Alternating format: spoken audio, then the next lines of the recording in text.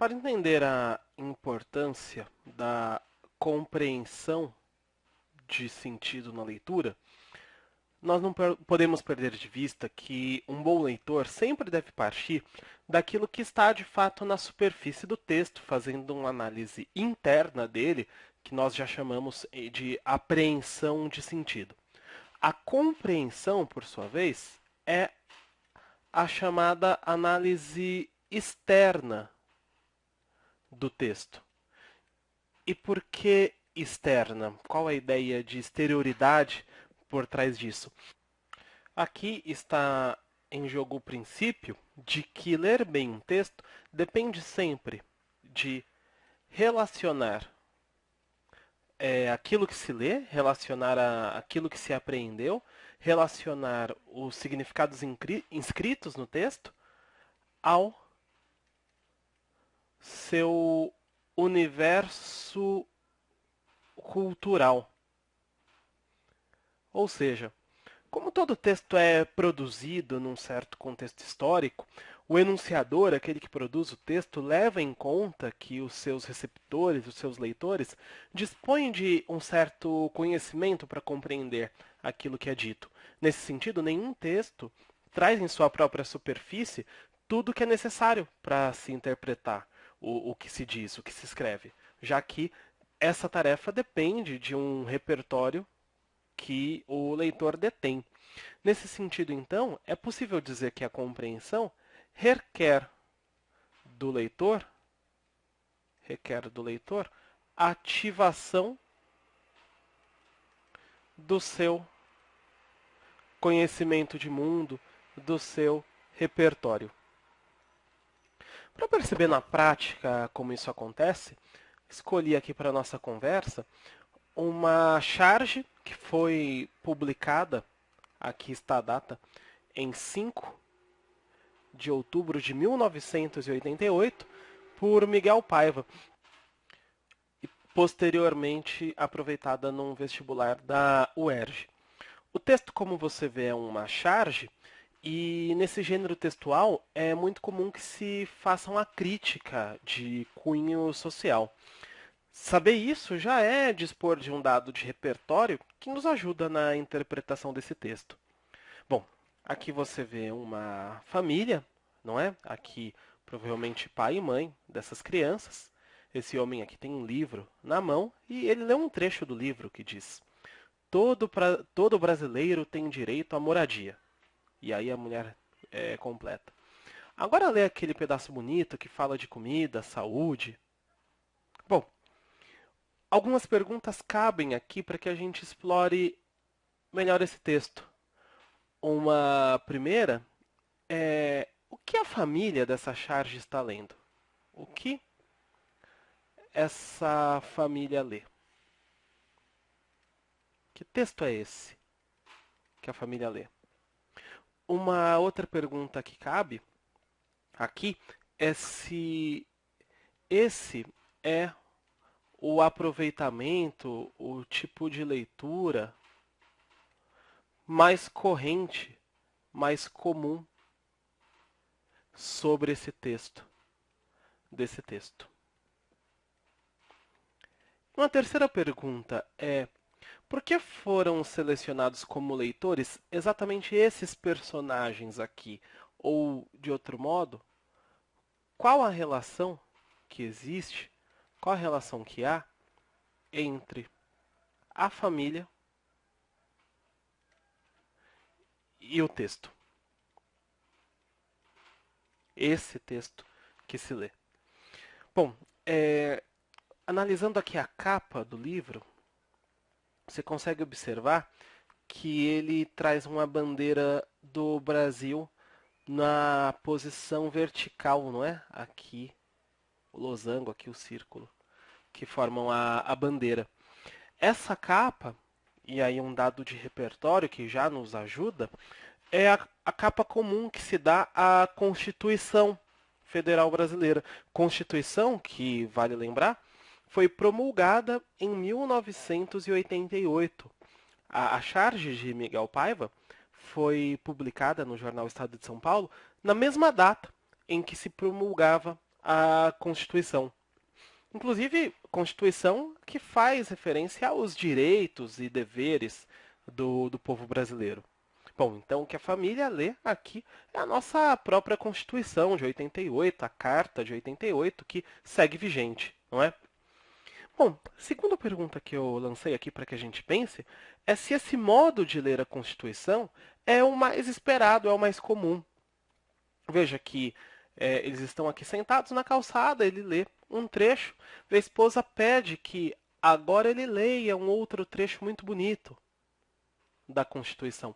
Normalmente esse texto é aproveitado pelos estudiosos do direito, ou pelo menos por aqueles que têm alguma curiosidade sobre as leis, quem sabe até aqueles que estão em algum litígio legal e vão à Constituição como um material de consulta. Aqui, quando ela pede a leitura de um pedaço bonito da Constituição, parece que eles leem como se isso fosse uma obra literária, quem sabe até como uma obra ficcional. A Constituição aqui estaria sendo tratada então como um texto de ficção?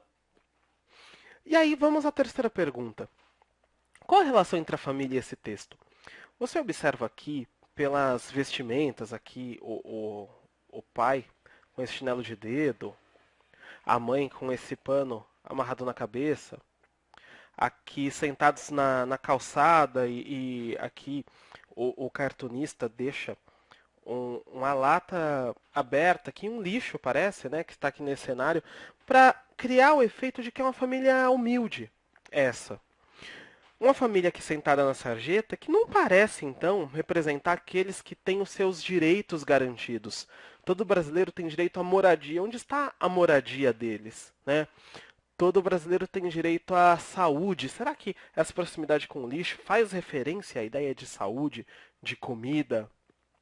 Bom, lembrando que o gênero charge é destinado a fazer críticas, aqui é possível identificar uma crítica a um contraste que existe entre o que a Constituição prega, entre aquilo que se prevê no texto constitucional, o contraste, portanto, entre a Constituição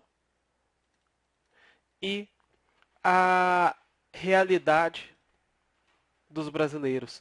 Apontar que o que está na letra da lei não se observa no mundo real é aquilo que a charge visa fazer. No entanto, observe, esse contraste não está aqui verbalizado na superfície do texto, mas o cartunista conta com um leitor que se depare com essas questões para conseguir fazer a compreensão de sentido adequada.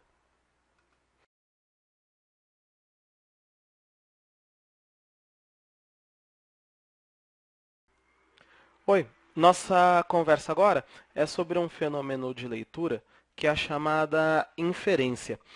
Ela é diretamente associada àquilo que no senso comum vão chamar de leitura das entrelinhas, numa linguagem assim menos técnica. A ideia por trás disso é a de que o significado de um texto, o sentido de um texto, sempre é construído de maneira colaborativa.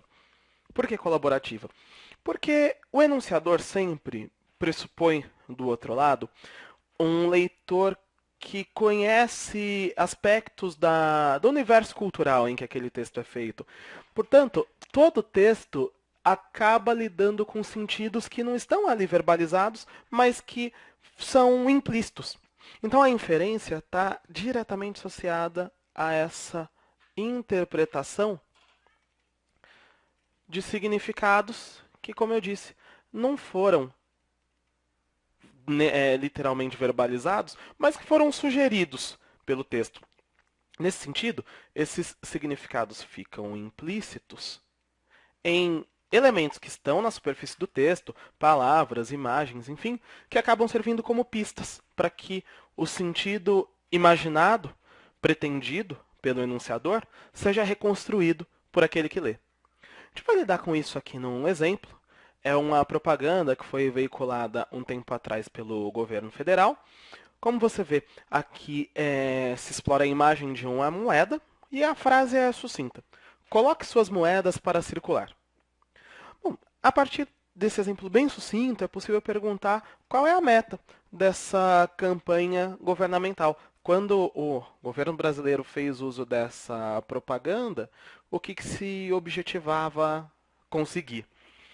Bom, sem considerar exatamente alguns dados culturais e o contexto em que se publicou essa propaganda, alguém poderia imaginar que ela fosse um incentivo ao consumismo, sabe? Como se aqui o Estado estivesse convocando a população a simplesmente gastar o seu dinheiro. Em outros momentos históricos, em outros contextos, talvez isso até fosse verdade, né? Em momentos em que por alguma instabilidade econômica a população deixa de consumir e por isso há o risco de uma crise, a gente já viveu momentos assim no Brasil inclusive, é esperado até que o Estado intervenha, fazendo com que as pessoas tenham confiança e consumam para o bem da economia. Isso não seria um absurdo interpretativo. Porém, essa leitura, nesse contexto, desconsidera que aqui foi usada especialmente uma moeda, não uma nota, não um cartão de crédito, não um cheque, mas uma moeda. O que está em jogo? Há um traço cultural, que não dá para dizer que seja único exclusivamente brasileiro, mas é uma certa aversão a carregar esse objeto, moeda. É menos prático carregar uma série de moedas do que algumas poucas notas, e por conta disso muita gente acaba deixando as moedas em casa e não fazendo com que esse tipo de objeto circule. Isso acaba tendo impactos no comércio, porque quando são consumidos produtos de valor mais baixo, as moedas são importantes para se fazer um troco, por exemplo. Então a falta de moedas no mercado é um problema. É contra esse problema que a campanha se posiciona. A grande meta dela, é possível aqui resumir, como aumentar a quantidade, não a quantidade de dinheiro, mas especialmente a quantidade de moedas, a quantidade de moedas disponível no mercado.